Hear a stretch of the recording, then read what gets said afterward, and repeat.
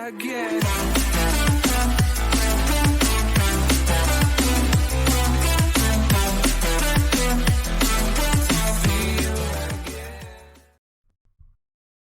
Welcome back to the Reverbium podcast. Once again, I am your host, Jimmy.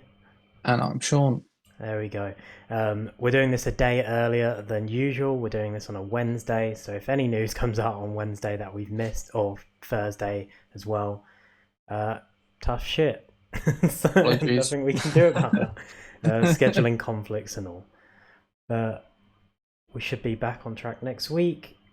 But for now, we have a few things that have happened this week. Battlefield 2042 had a reveal trailer, which we'll talk about a bit later on, and Loki debuted its first episode, the Marvel series based on Loki himself. Oh, really? What? Yeah. What? You wouldn't. It could be based off I guess that.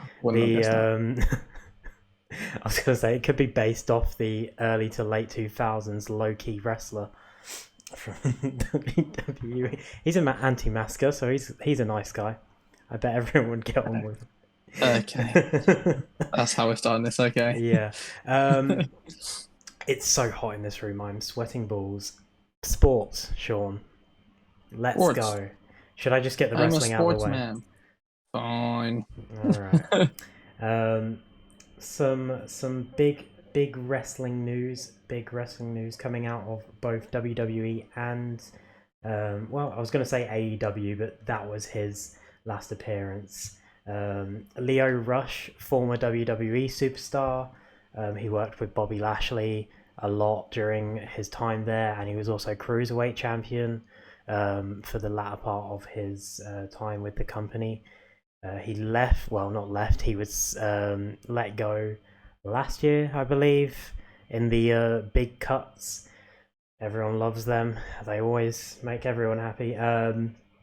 But he recently appeared on AEW during the Double or Nothing Casino Battle Royale as the Joker, the surprise entrant. And he didn't last a very long time.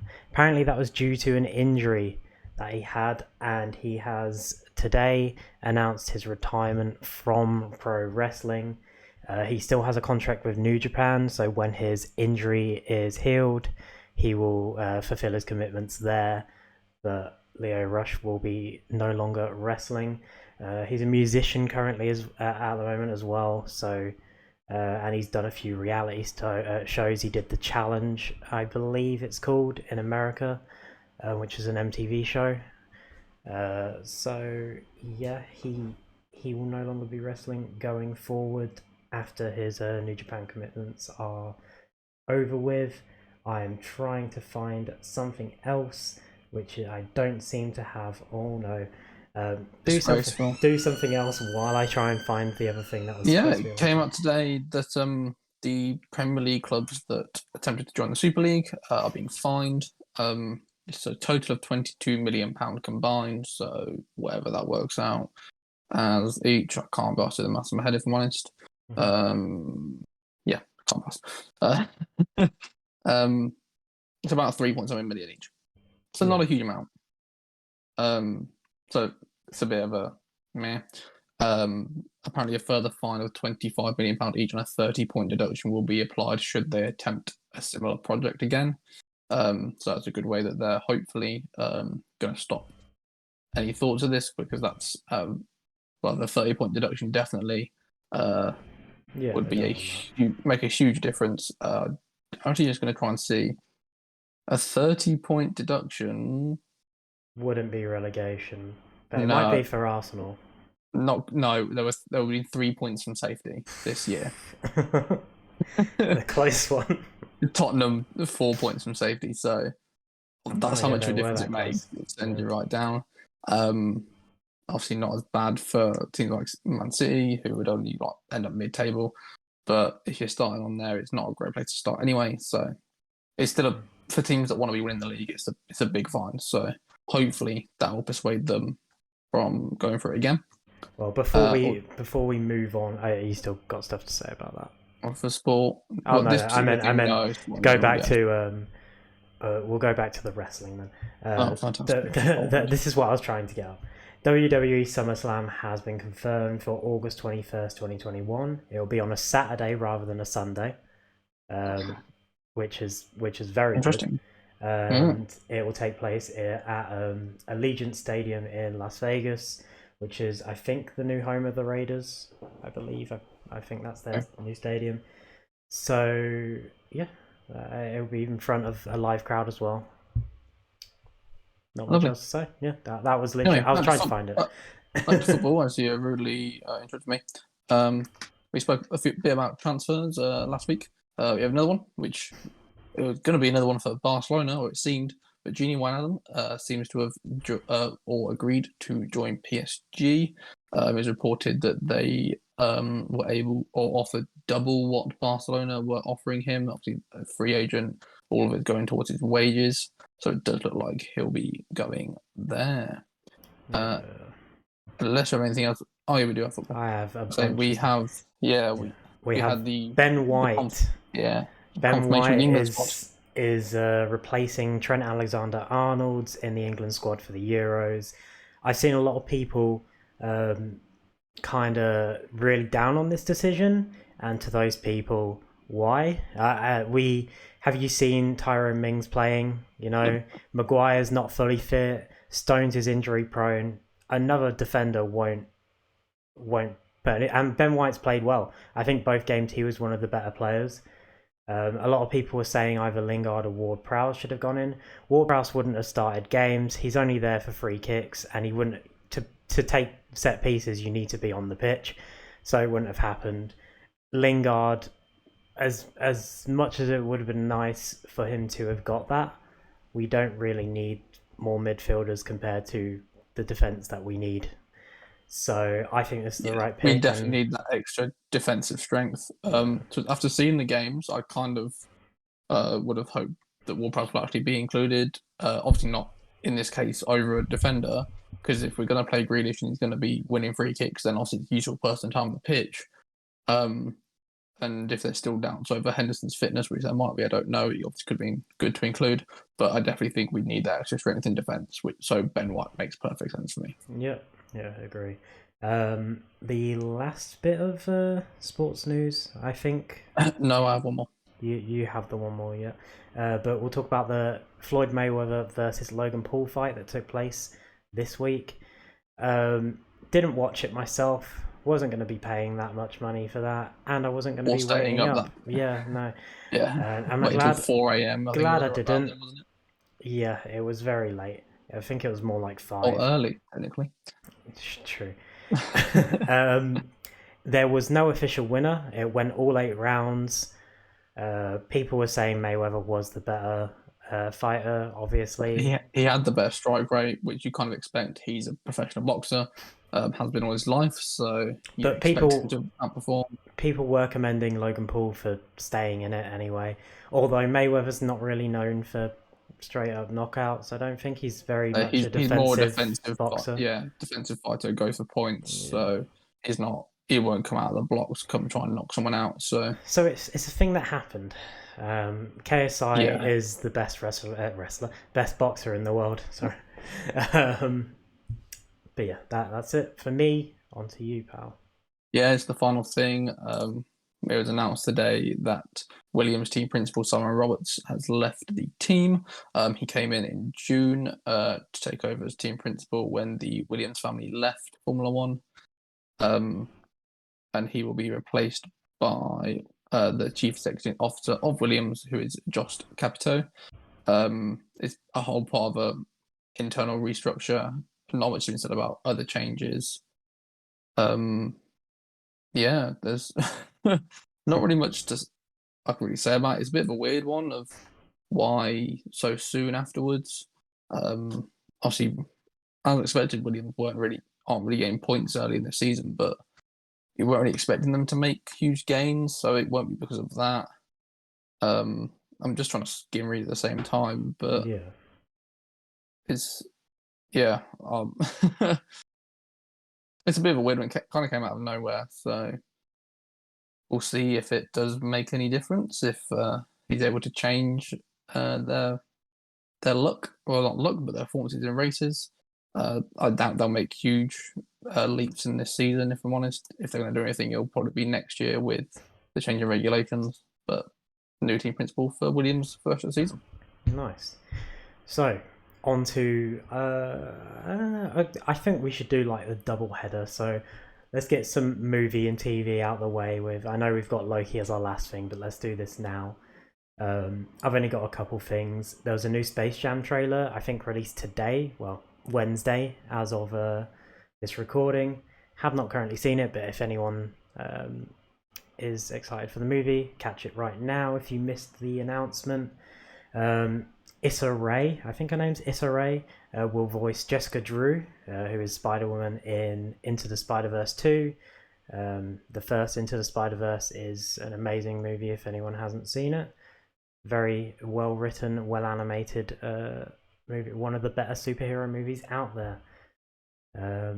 So yeah, that is all of my TV movie. Do you have any TV movie? Yeah, just a couple of announcements of people joining films. The first one is that Bill Skarsgård is joining the cast for John Wick 4. Obviously, most notably known for playing Pennywise in the remake of It. They came out a few years ago. Not much really known about the film yet, but it's obviously expected that he'll probably be playing one of the bad guys in the fourth installment of the John Wick films. Nice. The only other ones is that Kevin Hart, Keanu Reeves, and Kate McKinnon are joining DC's League of Super Pets, joining Dwayne Johnson, who's announced earlier as the voice of Crypto. Again, I don't think much is really known about who they'll be playing, just that they have joined the cast for that upcoming film. Yeah. Nice. I do have one more thing that I just realised. Batwoman, the CW series based off the DC character of Batwoman, surprisingly enough, will be there'll be another live action debut of another superhero on there, Batwing, another character played by Cameron Johnson, who is already in the show. So he'll be suiting up as Luke Fox's iteration of Batwing. So any fans of that? There you go. That's all we've got for that. I'm really rushing this. This room is boiling. It's so hot. I'm gonna die. Gaming news. Gaming. We'll talk a bit of Call of Duty before we get onto the Battlefield news later on. A report came out today, just before or after the Battlefield news. I don't remember. But it's about Call of Duty Vanguard.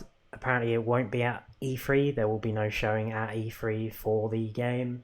But it will be integrated within Warzone as expected, 100% confirmed now. And apparently, there will be a Pacific, Pacific theater-based map for Warzone, or a map sort of based around like the concept of the game, which is supposed to be another World War II game, although they have hinted at it being in a special style, so we'll wait and see. But expect a new map for Warzone for this game, because we didn't really get one. We got Rebirth Island, but yeah. Apparently as well this week that people found out that the Ural Mountains Warzone map that was heavily rumored was actually going to be a thing. I think there was files found or something, or there was some confirmation, and we don't know if it's still going to be a thing, whether they bring it out or not.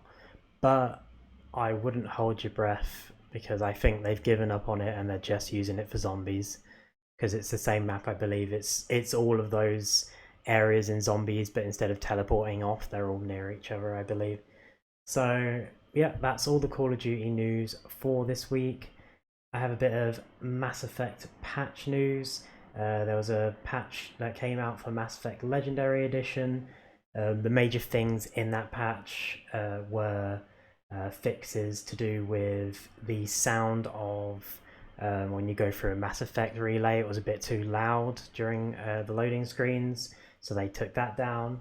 There was also a couple of other issues to do with headsets that were causing issues, especially on Xbox Live, or just on Xbox, sorry. And they also, you could move your credits from Mass Effect 1, Mass Effect 2, it would carry over. So you could have like nearly a million credits, but they basically changed that so that the maximum you can carry over is 100k now. So anyone who hasn't started their Mass Effect 2 run yet will probably be disappointed to hear that. But as they said, posthumous banking fees are a lot. So yeah, and there's a few other mini fixes. The patch list is available for anyone who wants to look at it on their website.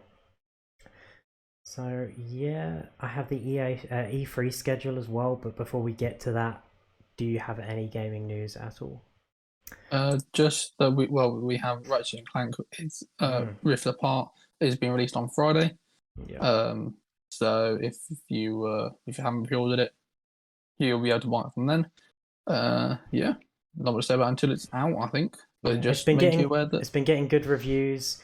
It is a sequel to the remake that came out a few years ago for the PS4, which is also or was free for a time on it PlayStation. was. I believe it's ended now. Okay, yeah, it was. It was one of their like state of play, if that's what they called that version of it was. Mm-hmm. But yeah, I think that was earlier in the year. That was free, but not anymore. Okay. Well, it's time for E3 news. E3. Everyone loves E3. Well, if you're a gaming fan, unless you hate these sort of broadcast events. So I have the full schedule. It's the confirmed schedule, unless things change, obviously, which sometimes they do. E3 will take place between June 12th and June 15th, so this weekend until Tuesday. So I will read through everything on the list. I won't read the times, but I'll read through what's going on during the day. So Saturday, June 12th, they have the broadcast pre-show. Ubisoft has their forward pre-show and then the forward event that they usually have. Gearbox has an E3 showcase, and GamesBeat has something there, a GamesBeat session, it just says. Sunday also has a broadcast pre-show. Then 24 Entertainment has a showcase for Naraka Blade Point, some game I assume I have never heard of. Xbox and Bethesda will have their game showcase together on Sunday, and that will take place at 10 a.m. I think this is Eastern time. So Pacific time, Pacific time. So that'll be about 7 for us, 7 p.m. I believe. No, 5. My bad. I think it's 7 hours. I don't know the time. I think it's 7. I don't know. It will be later in the evening for UK people. Square Enix will have their conference. Then Warner Brothers has a mini conference there for Back 4 Blood, which I believe is their Left 4 Dead style game. PC Gaming will have a show on after that, and then Future Games will have a show later that day. Next up is Monday. There'll be another broadcast pre-show. Verizon will have an event apparently. Oh my god, in television apparently will have a short event. Take-Two Interactive will have a panel. Mythical Games will have a show. There'll be an indie showcase there. Freedom Games will be on there then. And then Capcom will have a 30-minute show. And then Razer will have a show. So basically all the good stuff is on the weekend like normal. And then Tuesday, there'll be another pre-show. Nintendo will have a Nintendo Direct, and we'll have a Nintendo Treehouse Live on. That will take place at 9 a.m. Pacific time. So probably about 4 or 5 UK time currently. Bandai Namco will have an event going on there. Eureka Studio will also have one. GameSpot will have a Play for All showcase there. And then the last event that will happen will be the official E3 2021 award show. And that will cap off the weekend of E3. Yeah, that's if we're gonna pick something to look forward to there, Sean. what are you looking forward to the most? Oh, well, now you're gonna make me look at it because I can't remember everything you've just said. I thought Jesus you'd possibly maybe have Christ. something that stuck out to you. I mean, if I'm gonna pick something, um, even though we don't have Xboxes, well, newer Xboxes, I am probably looking forward to the Xbox and Bethesda game showcase the most. I'm hoping that they're a bit generous, and if they do announce any big Bethesda games that are already running franchises, that they are cross-platform. I don't think they will. I think PlayStation are too stubborn, and they Xbox will be like, nah, we can't be asked to work with you. So I'm hoping Yeah, I'm because hoping we get it. maybe Ubisoft as well. Ubisoft always have good events for some reason. I don't know why. They just always have, or at least interesting events. And Nintendo, I'm going to say the Nintendo Direct are usually pretty good at E3. I think we'll finally get some Legend of Zelda Breath of the Wild news here for the sequel. So yeah, those are We the may ones. also get they've been rumoring, or there has been rumors Switch of Pro. the Switch Pro, yeah. So that could come as well. I It's. think a I'm lot of not people gonna are lie. expecting that the Switch It's Pro rumored and Breath every of the year. Wild will come this. Yeah, I know, but a lot of people are saying that or anticipating that the Switch Pro will be This would be the time to bring the it out. same time as Breath of the Wild. Yeah. And yeah, obviously an event like this would be a good place to do it. I think personally for me as well, if they show anything about Hogwarts Legacy, Warner Brothers could be interesting if they show anything about that. Being a I Harry don't Potter think they fan, will. I don't think they have a full showcase there. I think it's just for okay. Back for Blood. Um, Unless they throw it into someone else's showcase, which I can see them possibly being a part of Xbox, maybe. Unless no, do they have a deal with Sony? I don't think so. I think the new Harry Potter game's on both systems, so I think But so. if I had a shit ton of money, if someone wants to pay me, I'd be interested in the Razer one. But unfortunately, I do not have the money to pay for their stuff. So I mean, it'd be nice to see what sort of things they come out with. But to bring up unfortunately, one, I am interested to see Capcom because it's about time they announce a new Resident Evil. I mean, not to say that we just had one, to be fair, but they're bringing out yearly releases at this point, or at least biannually. So I wouldn't be surprised if they announced a Resident Evil 4 remake, because that seems to have been the rumored thing. I was joking about them having to announce a Resident Evil, but I'm not surprised if they will. Resident Evil Village was very good, and I am excited to see where they go forward from here. But yeah, I don't know what they'll announce, but one of the co-main events of tonight, Battlefield 2042, was announced and confirmed, and a reveal trailer was released. It's about 5 minutes long. You can find it on YouTube. We'll basically recap it a little bit here, as well as I've got a lot of news coming out from the reveal. There will also be a gameplay reveal that will happen on June 13th. So be on the lookout. We'll talk about it next week as well. I think it was before the podcast, so it definitely should be on the list. So yeah, the trailer was very cinematic. It showcased a lot of the areas you'll see in the game. I can get some of these areas up for you 1 second. There is a map that takes place in the deserts of Qatar. There is a map that takes place in South Korea, which is the city that is in the trailer that gets bombarded by the tornadoes. That's a South Korean city in the game. The space station, the space center that is in the game, is in French Guiana, I think. So those are some of the maps that will be appearing. I will run through quickly what will be included. On PS5, there will be a 128 player count lobbies. I think that's also for Xbox Series X and for PC as well. For the PS4 and Xbox One, there will only be 64-player lobbies. So yeah, there will be no campaign mode, which I've seen a lot of people complain about. I don't understand why they're complaining. If it was Call of Duty, when Call of Duty did it to Black Ops, I completely understood. Black Ops had a running storyline, it had characters that were much loved, and they kind of just threw it to the side for no reason. Battlefield 2042 is, while it's not a new IP, it has no correlation to any other Battlefield game.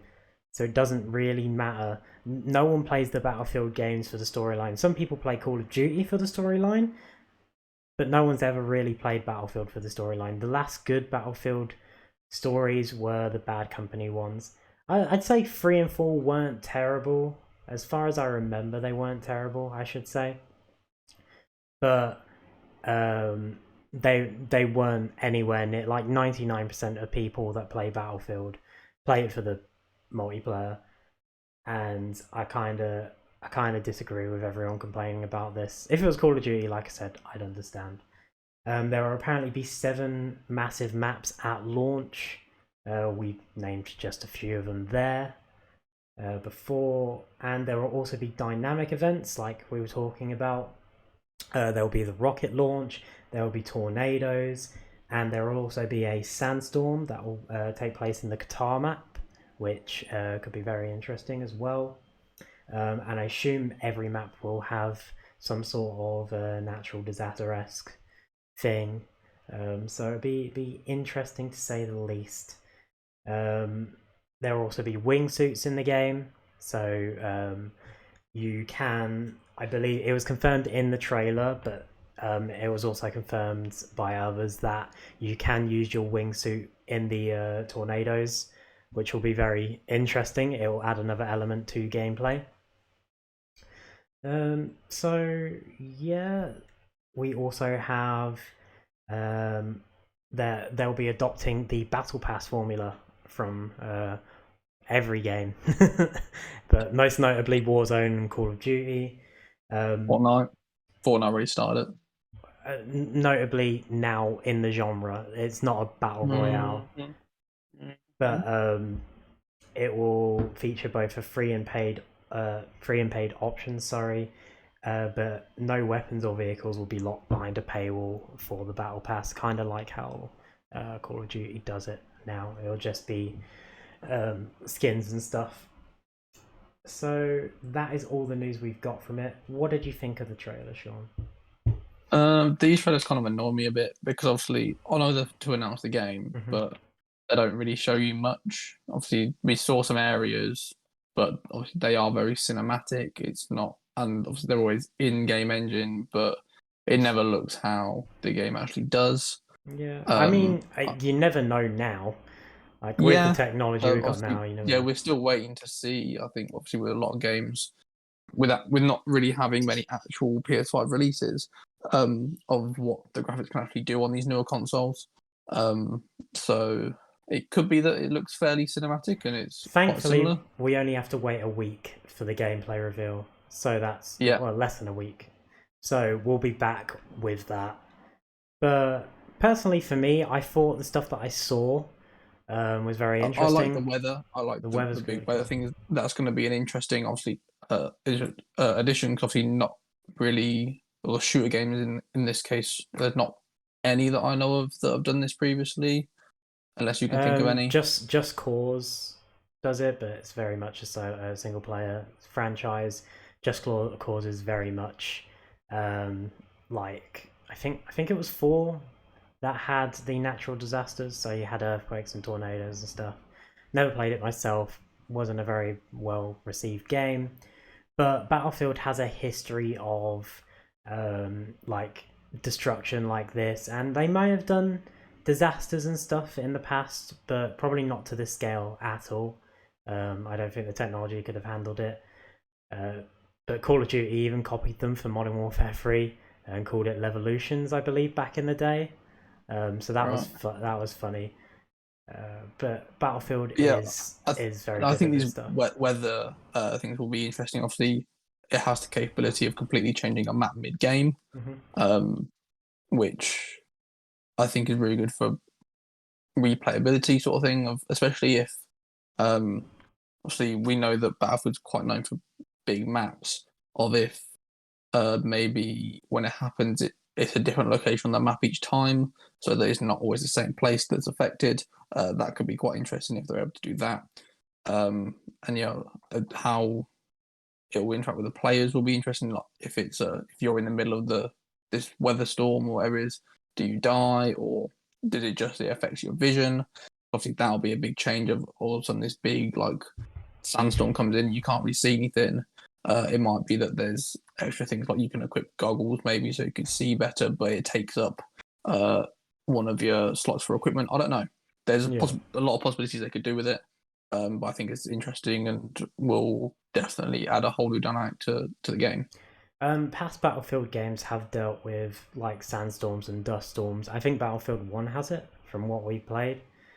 We've had where it obscures your vision a lot sometimes. But oh well, there's definitely fog. I remember there being fog in Amiens to be specific. But yeah, I'm very excited for this. It's about time we got a more modern. Well, it's technically futuristic, but it's not going too far in with it. I don't. There's not like jetpacks. There's wingsuits, but wingsuits have been in games before. Like it's not a big deal. I kind of like wingsuits rather than just. I don't know if there'll be parachutes as well, but I do like wingsuits as a concept. So yeah, I'm very excited to see where they go with it. There's not much else to say. There wasn't much to talk about other than the showcases of the maps. Like the South Korea map looks pretty good. I don't know how much of the map will be open if you can go inside all the buildings, in the skyscrapers and stuff. But it'll be interesting to see how that works. Um, I like the rocket launch stuff. I believe we saw, like, I know we said the tornadoes were in the South Korean map, but I believe there was in one of the leaked photos a tornado at the space center. So maybe like some of these natural disasters will be not just set for one map, there'll be like crossovers, which will be interesting. I don't know.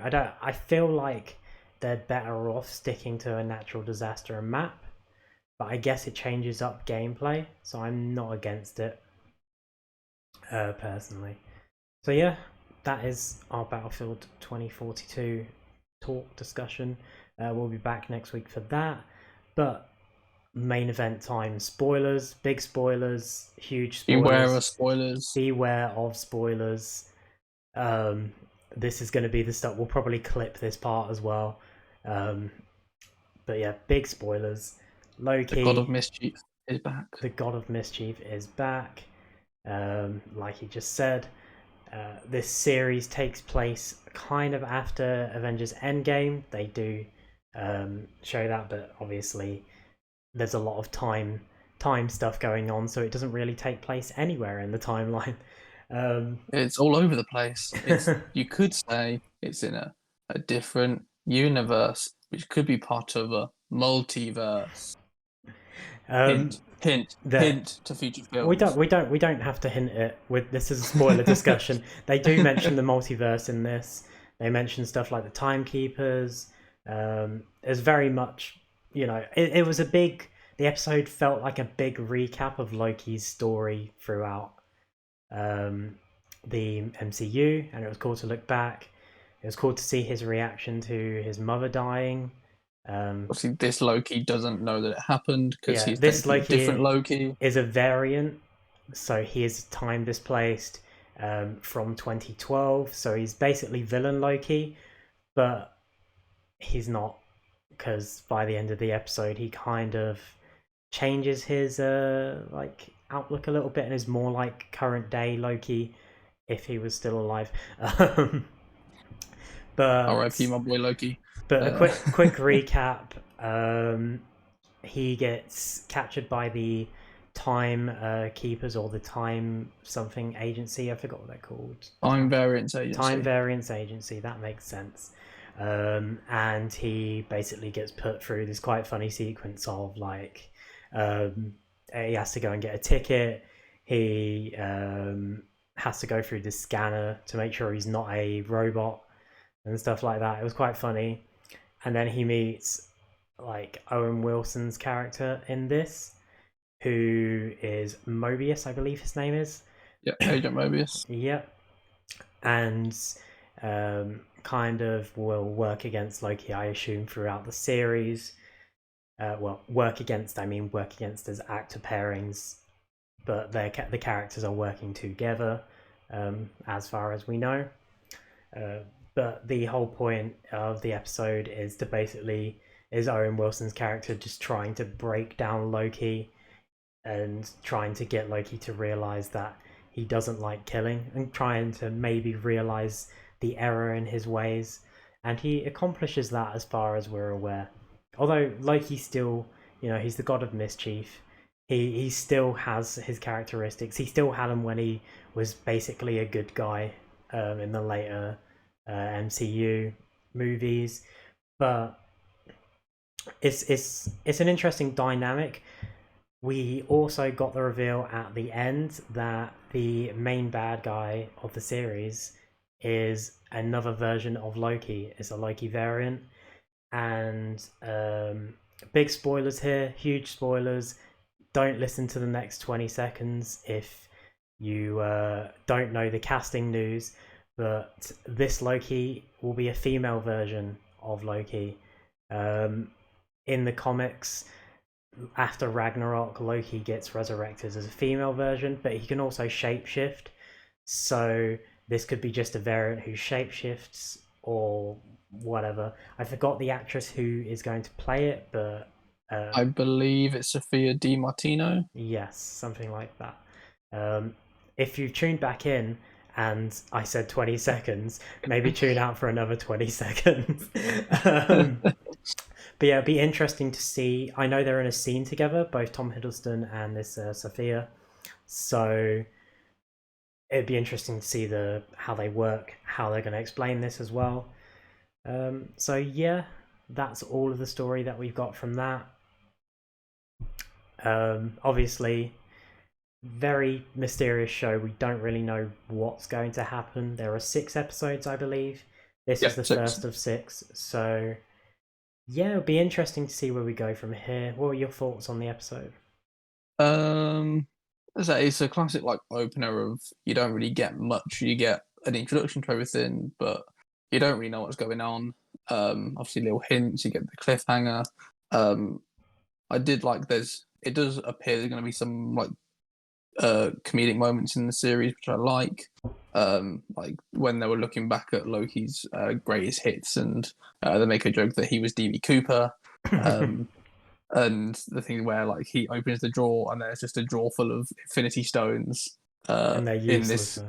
Yeah, they're useless, and he's just this guy just there like, yeah, people just use them as paperweights, and so there's a nice little joke. It's funny because in like comic universe there was a DC and Marvel crossover once that they did, and I believe that the Infinity Stones basically don't work outside the Marvel universe. So when they went to the DC universe, it had no effect. So it's nice to see that sort of in continuity. While it's, I believe, like I don't know if the TVA is within the multiverse or if it's its own like separate thing, because they don't really, they just say it's a thing. It's just there. Yeah. And I don't think we'll ever get that explanation. But and the magic doesn't work and everything. It makes sense that it would kind of be displaced outside of any sort of universal connection because of that. Because while they do say that the multiverse is just a singular multiverse now, that means nothing. That could mean like there are multiple universes in these multiverses. Yeah. So it just means fuck all. So yeah, just very interested to see where they go from here. Of course, there's not a lot to talk about because it was just basically a starter episode. But I'm going to ask you a question that I'm going to answer as well after you. Okay, I'm scared. Out of the openers for Falcon and the Winter Soldier, WandaVision, Ooh. and Loki, which one had the best opening? And if Um, you want, rank them. okay. I feel like maybe Falcon Winter Soldier was probably my favorite opener because like more happened sort of thing. It's between this that and Loki, I think. 'Cause I like the comedy in Loki. I think I've said before when I've spoken about Marvel things before. I do tend to prefer films that have more of a comedic side to them. So I did enjoy that, but obviously for action and what happened, and obviously the big reveal at the end of the new Captain America, I did enjoy Falcon and Winter Soldier. When we spoke about WandaVision, I did think that was a bit slow to start, and I think it kind of shows as well that we got 2 episodes immediately for WandaVision that I think even themselves they were a bit like it's a bit slow starting, so we I may also need. think it was because the episodes were so short compared to the other episodes in the series. The first Yeah, two true. episodes were like 20 to 30 minutes long, whereas the rest of the series was 40 to 50. So I think they put them together because it was kind of one episode, but because it took place in different TV time periods, they separated them Yeah, into two. yeah, Yeah. fair enough. But yeah, I think it's kind of in the middle of those where it's you get a bit um of action and a bit more story, I think. But yeah, I think in the middle, I think it has good potential to potentially be better than the two Hmm. of them. But for now, on the first episode, I think I preferred Falcon and Winter Soldier. Controversial.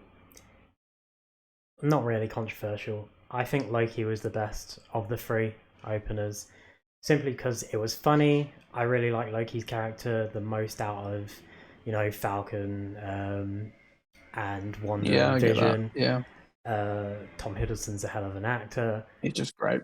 The whole multiverse time like agency thing is such an interesting concept to me. It feels like a step towards the future of the MCU. We could get our next major villain from this show. I know it's going to be.